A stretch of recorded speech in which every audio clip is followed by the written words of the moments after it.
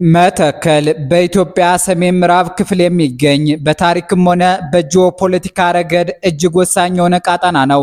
መነሻ ወይም መሰረት የሚል ትርጉም ካለው የአገውኛ ቃል ስሙን ያገኘው ስፍራ የጥንት ስልጣኔዎች መገኛና የነጻነት ተጋድሎች መድረክ ከመሆኑም ባለፈ በአሁኑ ወቅት የአገሪቱ የኤነርጂ ዋስትና የሆነው የታላቁ የኢትዮጵያ ህዳሴ ግድብ ባለቤት ነው። ይሁን እንጂ ይህ የኢትዮጵያ የጀርባ አጥንት ተብሎ የሚጠራው ቀጠና ዛሬ በከፍተኛ የደህንነት ስጋትና በሰብአዊ መብት ጥሰቶች እየታመሰ ይገኛል። ከንጹሃን ዜጎች ግድያ እስከ ህገወጥ ስርዓቶች እንዲሁም ከድንበር ተሻጋሪ ወንጀሎች እስከ ዓለም አቀፍ የፖለቲካ ሴራዎች ድረስ ያሉ ውስብስብ ችግሮች የቀጠናውን ሰላም ነስተውታል። ይህ ዘገባ የመተከልን ስልታዊ ጠቀሜታ፣ የታሪክ ጉዞ፣ የህዝብ ስብጥርና በአካባቢው ላይ ያንዣበቡ ያሉ የጸጥታ ስጋቶችን በጥልቀት ይዳስሳል። እነሆ ከሰሞኑ በተሰሙ አሳዛኝ ክስተቶች ዝግጅቱን እንጀምረው። በቤኒሻንጉል ጉሙዝ ክልል መተከል ዞን በተለይም በጉባ ወረዳ በንጹሃን ዜጎች ላይ ያነጣጠረ አሰቃቂ ጥቃትና መጠነ ሰፊ የሰብአዊ መብት ጥሰቶች መቀጠላቸው ተገልጿል። ግንቦት 4 ቀን 2018 ዓ.ም ከአሶሳ ተነስተው ወደ መተከል ዞን ግልገል በለስ ከተማ በመጓዝ ላይ በነበሩ የህዝብ ማመላለሻ አውቶቡሶች ላይ በደረሰ ጥቃት ከ30 እስከ 35 የሚደርሱ ንጹሃን ተገድለዋል። ጥቃቱ የተፈጸመው ጉባ ወረዳ አይሲዲ ወይም የአፍሪካ ልማት እርሻ ተብሎ በሚጠራው ዳገታማ ቦታ ላይ ሲሆን 4 የህዝብ ማመላለሻ አውቶቡሶች ሙሉ በሙሉ በቃጠሎ ወድመዋል። ከ50 በላይ ሰዎች የመቁሰል አደጋ የደረሰባቸው ሲሆን ተጎጂዎች ለአፋጣኝ ሕክምና ወደ አሶሳ ሆስፒታልና ማንኩሽ ጤና ጣቢያ ተወስደዋል። የዓይን እማኞች እንደገለጹ ታጣቂዎቹ አውቶቡሶችን አስቁመው ተሳፋሪዎቹን በማውረድ ዘረፋ እየፈጸሙ ባለበት ጊዜ አንድ የመንግስት ተሽከርካሪ ሹፌር አዙሮ ለማምለጥ ሲሞክር ድንገተኛ ተኩስ ተከፍቷል። ጥቃቱ የተፈጸመው አውቶቡሶች በመከላከያ ሰራዊት ጥብቅ እጀባ ስር ሆነው እየተጓዙ በነበሩበት አፍታ መሆኑ የጸጥታ ስጋቱን አሳሳቢ አድርጎታል።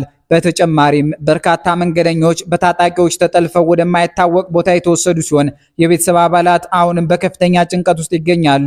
ጥቃቱ የተፈጸመበት ቦታ ከታላቁ የኢትዮጵያ ህዳሴ ግድብ 42 ኪሎ ሜትር ርቀት ላይ የሚገኝ ነው።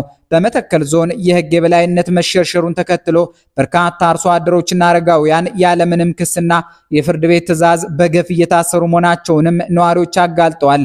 በግልገል በለስ ማረሚያ ቤት ውስጥ የ87 ዓመቱ አቶ እጅጉ በይ ተገኘና የ90 ዓመቱ አቶ ቦጋለ ጀንበር ያለምንም ወንጀል ታስረው የሚገኝ ሲሆን ይህም ለቤተሰቦቻቸው ከፍተኛ ኢኮኖሚና ማህበራዊ ቀውስ አስከትሏል።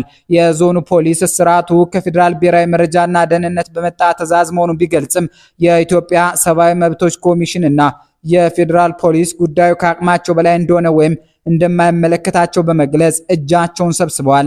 እንዲሁም ለህዝብ ድምጽ የሆኑ የዞኑ ተወላጆችና ባለስልጣናት እንደ ዶክተር መብራቱ አለሙና ዮሐንስ ተሰማ ያሉ ግለሰቦች በክልሉ መንግስት የሚፈጸሙ ኢፍትሃዊ ድርጊቶችን በመቃወማቸው ለእስርና ለስቃይ መዳረጋቸው ተጠቅሷል።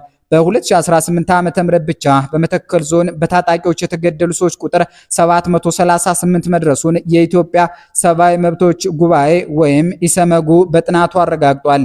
የመንግስት አካላት ለችግሩ መፍትሄ ከመፈለግ ይልቅ ዝምታን መምረጣቸውና የዜጎችን ደህንነት ማረጋገጥ አለመቻላቸው በአካባቢው ነዋሪዎች ዘንድ ከፍተኛ ቅሬታን ፈጥሯል።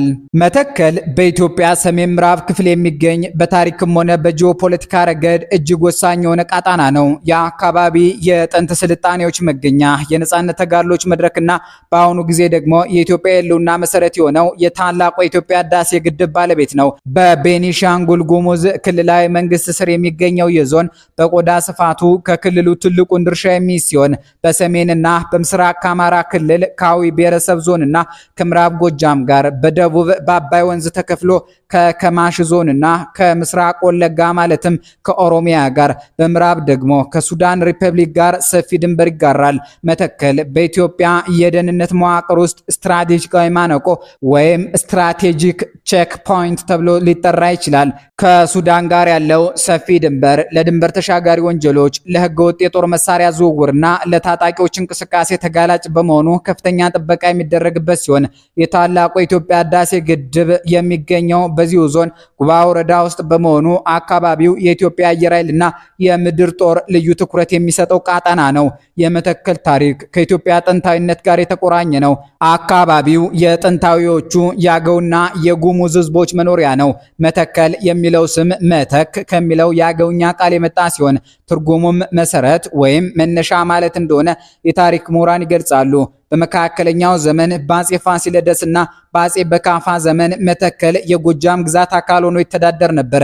በተለይም የአካባቢው ህዝብ ከሱዳን በኩል የሚመጡ ወረራዎችን በመከላከል ረገድ ትልቅ ሚና ነበረው።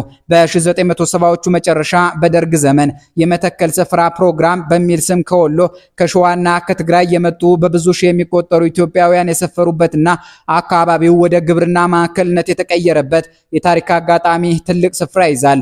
መተከል የኢትዮጵያ ትንሿ ሞዴል የሚባልበት አንዱ ምክንያት የህዝብ ስብጥሩ ነው። በዞኑ ውስጥ የተለያዩ ብሔረሰቦች በጋራ ይኖራሉ።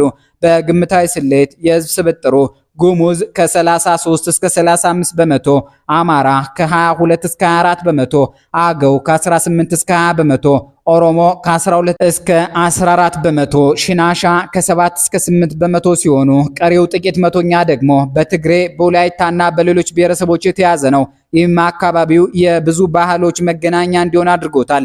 ከአስተዳደር አንጻር መተከል ከ1983 ዓ.ም በፊት የጎጃም ክፍለ ሀገር አንዱ አውራጃ ነበር። በወቅቱ የመተከል አውራጃ ተብሎ የሚጠራ ሲሆን ዋና ከተማው ቻግኒ ነበረች። ከ1983 ዓ.ም በኋላ ግን በኢትዮጵያ አዲስ የፌዴራል ስራ ሲዘረጋ መተከል ከጎጃም ተገንጥሎ አዲስ ወደ ተመሰረተው ቤኒሻንጉል ጉሙዝ ክልል ተካተተ። በአሁኑ ጊዜ መተከል ዞን በስሩ 7 ወረዳዎችን ይዟል። እነርሱም ጉባ፣ ታላቁ የኢትዮጵያ ህዳሴ ግድብ የሚገኝባት ናት፣ ዳንጉር፣ ማንዱራ፣ ድባጤ፣ ቡለን፣ ወንበራና ፓዊ ናቸው። የመተከል ቀጠናዊ ጠቀሜታ ሲታይ አካባቢው ለኢትዮጵያ ኢኮኖሚ ነጻነት ምሰሶ ነው። የግድቡ መገኛ መሆኑ ዞኑን የዓለም አቀፍ ትኩረት ማዕከል አድርጎታል። ግድቡ የሚይዘው የውሃ አማራጭና የሚያመነጨው ኃይል መነሻው መተከል በመሆኑ የቀጠና የአገሪቱ የኢነርጂ ደህንነት ዋስትና ነው። በተመሳሳይ በሱዳን ያለው ወቅታዊ የእርስ በርስ ጦርነት በመተከል ላይ ቀጥተኛ ተጽዕኖ አለው። ከሱዳን የሚሰደዱ ሰዎች መሸሸጊያ አንዱ መስመር መተከል ሲሆን በሱዳን ያለው የመንግስት መላላት በድንበር አካባቢ ያሉ ታጣቂዎች ወደ መተከል ሰርገው እንዲገቡ እድል ሊፈጥር ይችላል የሚል ስጋት ይነሳል።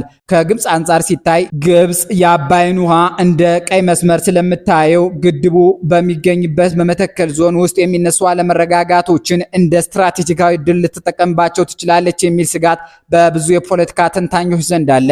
ግብፅ በቀጥታም ሆነ በተዘዋዋሪ በዞኑ ውስጥ ያሉ ብሔር ተኮር ግጭቶችን በመደገፍ የግድቡን ግንባታና ስራን ለማደናቀፍ እንደምትሞክር ይነገራል።